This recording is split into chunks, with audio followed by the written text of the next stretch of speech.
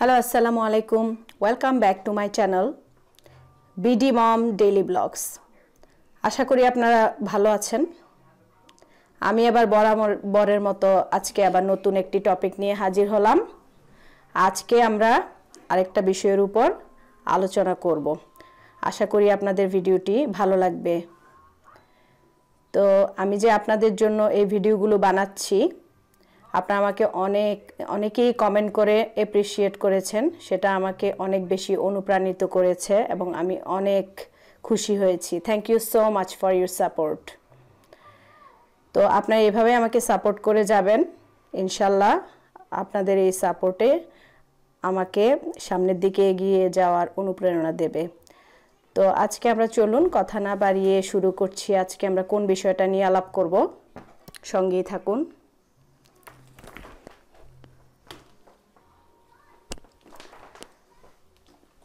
তো আজকের বিষয় হচ্ছে কখন, মানে হোয়েন। ঠিক আছে, আজকে আমরা হোয়েন নিয়ে আলোচনা করব। এই যে হোয়েন মানে কি, কখন, কোন সময়, হ্যাঁ, কবে, এই ধরনের কথাবার্তা বললে আমরা হোয়েন ইউজ করি।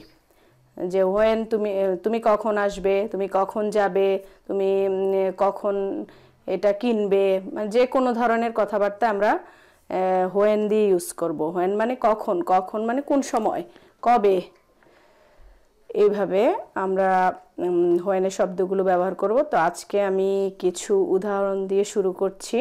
চলুন প্রথমেই দেখা যাক। যেমন আপনি কাউকে জিজ্ঞেস করলেন যে জানতে চাইলেন তোমার বার্থডে কবে, মানে তোমার জন্মদিন কবে। তখন কিভাবে জিজ্ঞেস করবেন? তখন তার হাউ দিয়ে বা ওয়ার এসবের ব্যবহার হবে না। তো অবশ্যই আপনারা কিন্তু সবসময় প্রশ্ন করার আগে, এগুলো তো কিন্তু আমরা প্রশ্ন করার জিনিসগুলো আগে আলোচনা করছি। তো প্রথম আপনারা যখন প্রশ্ন করার যেই বিষয়গুলো আমি বলেছি, যে ওয়ার্ডগুলো বিশেষ করে বেশি ব্যবহৃত হয়, সেগুলো অবশ্যই আপনারা কিন্তু বাংলা মিনিংগুলো আগে জেনে নেবেন। যে হোয়েন দিয়ে কি বোঝায়, মানে কখন, আবার হাউ দিয়ে কি বোঝায়, হোয়ার দিয়ে কি বোঝায়, হোম দিয়ে কি বোঝায়, তখন আপনারা রাইট জায়গায় রাইট জিনিসটা ব্যবহার করতে পারবেন।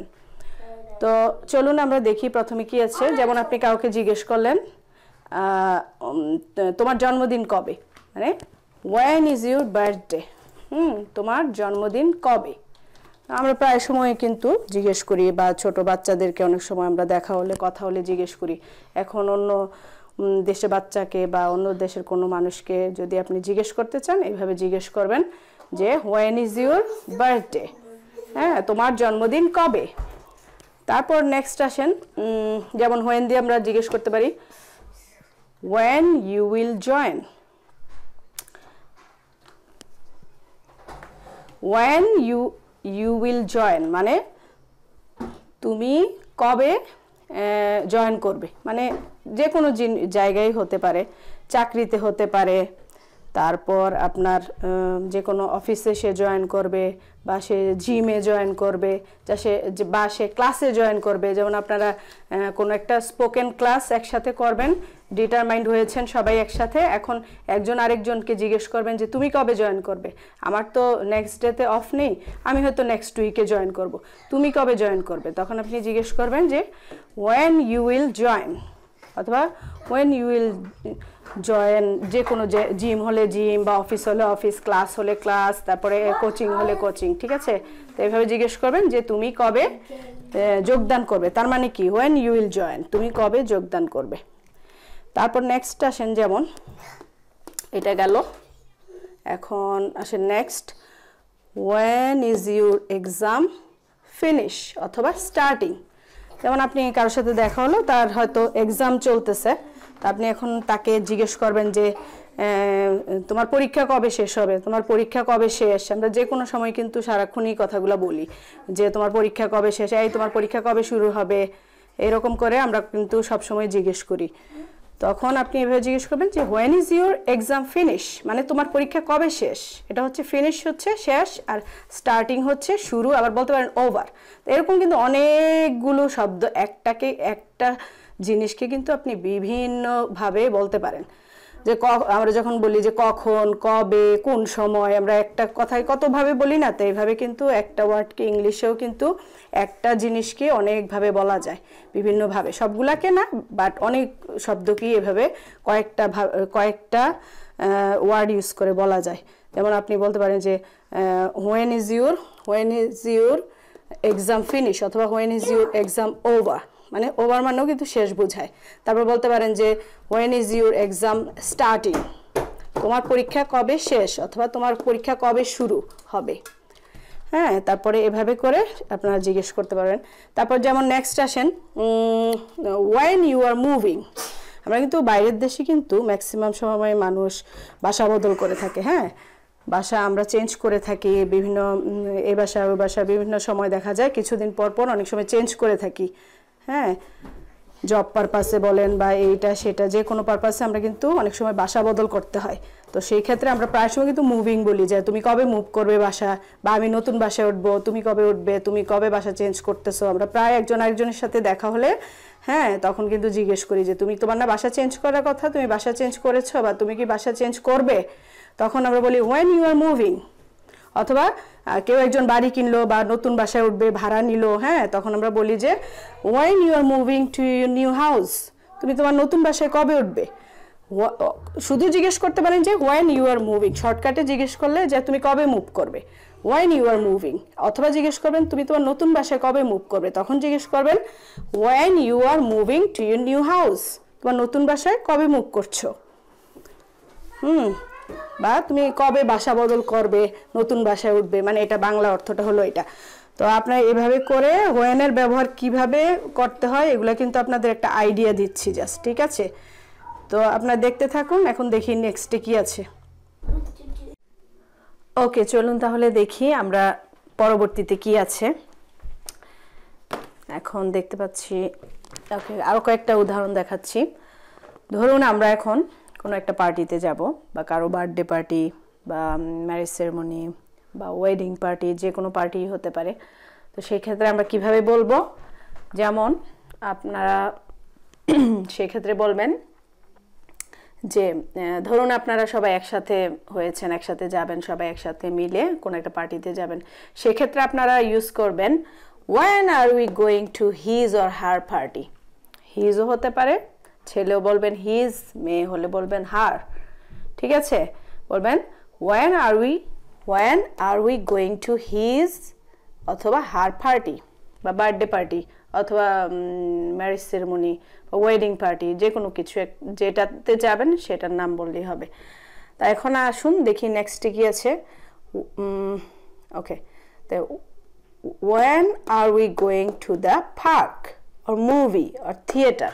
ধরুন আপনার ফ্রেন্ডরা একসাথে হয়েছেন বা পরিচিতরা একসাথে হয়েছেন, এখন কোথাও যাবেন বা বাসা থেকে সবাই একসাথে পার্কে যাবেন, বা সব ফ্রেন্ডস এবং রিলেটিভদের সাথে কোথাও বেড়াতে যাবেন, অথবা সিনেমায় যাবেন, অথবা থিয়েটারে যাবেন। তো সেক্ষেত্রে আপনারা তখন কিভাবে বলবেন যে আমরা কখন যাব, আমরা কখন সিনেমায় যাব, অথবা থিয়েটারে যাব, অথবা পার্কে যাব। এক্ষেত্রে আপনারা বলবেন when are we going to the park অথবা মুভি অথবা থিয়েটার, যেখানে যাবেন সেটার নাম বলবেন। এখন নেক্সটে কি দেখি আছে, when are you finishing your homework। এখন আমরা আমাদের বাসায় কাউকে জিজ্ঞেস করলাম, বা বাচ্চাদেরকে জিজ্ঞেস করলাম, বা কাউকে জিজ্ঞেস করলাম, ছেলেমেয়েদেরকে জিজ্ঞেস করলাম যে তোমাদের হোমওয়ার্ক দিয়েছে, তোমরা কখন ফিনিশ করবে, কালকে করবে নাকি আজকে সন্ধ্যায় শেষ করবে, বিকেলে শেষ করবে, এরকম কিছু একটা জিজ্ঞেস করবেন যখন, যে কখন তুমি শেষ করবা তোমার হোমওয়ার্ক, ঠিক আছে। তখন সেই ক্ষেত্রে বলবেন যে when are you finishing your homework, তুমি কখন হোমওয়ার্ক ফিনিশ করতেছো। তারপরে আসেন নেক্সট, তুমি কখন বাড়ির কাজ শেষ করবে। আচ্ছা, এটা গেল। এখন নেক্সট আসেন when is our supervisor coming, আমাদের সুপারভাইজার কখন আসবে। এখন আপনি একটা জায়গায় জব করেন, ধরেন যে কোনো একটা কোম্পানি হতে পারে। তো সেই ক্ষেত্রে আপনাদের সুপারভাইজার আছে, আপনাদের সুপারভাইজার, ম্যানেজার, এই ধরনের যারা উপরের লেভেলে থাকে, তখন আপনি কাউকে জিজ্ঞেস করবেন যে আমাদের সুপারভাইজার আসার কথা, এখনও তো আসে নাই, তো সে কখন আসবে। তখন জিজ্ঞেস করবেন কাউকে when is our supervisor coming, আমাদের সুপারভাইজার কখন আসবে। অথবা হোয়েন ইজ সুপারভাইজার কামিং, মানে একটু এদিক সেদিক করে স্পোকেন ইংলিশের সময় আপনার একটু এদিক সেদিক করে বলা যায়। তো আপনারা যখন মানে এক্সাম দিলে বা গ্রামাটিক্যালভাবে কিন্তু আমি সেদিকে আর যাচ্ছি না যে একদম পারফেক্টভাবে সব কিছু কারেক্ট হতে হবে গ্রামাটিক্যালি, কিন্তু এখন যেহেতু আমরা স্পোকেন ইংলিশ করছি সেহেতু অনেক জিনিস আগে পরে করে করা যায় কথা বলার সময়, মানে বুঝাতে পারলেই হলো, ঠিক আছে। এখন আপনার আর উই অথবা উই আর বললে আপনি যখন কথা বলতে যাবেন তখন কথা বলার সময় কিন্তু ভুল হবে না, আমরা বিভিন্নভাবে ঘুরে ফিরে এদিক সেদিক করে কথা বলি।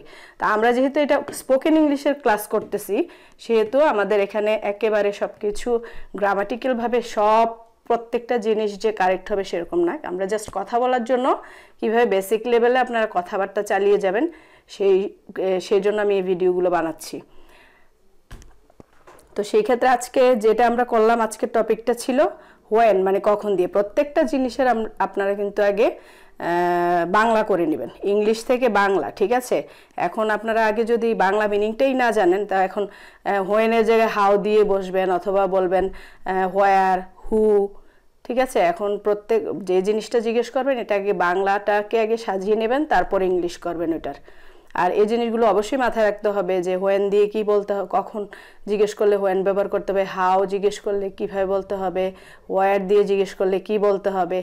তো প্রত্যেকটা জিনিস কিন্তু মাথায় রেখে প্রশ্ন করতে হবে। এখন কিন্তু আমরা প্রত্যেকটা ওয়ার্ড প্রশ্ন আকারে দেখতেছি, সবগুলা কিভাবে মানুষকে প্রশ্ন করতে হয় সেই জিনিসগুলো আমরা এইগুলা নিয়ে আলোচনা করছি। এখন সামনের দিকে একটা একটা করে সব কিছু আগাবো, এখন আমরা আগে বেসিকগুলা শেষ করি।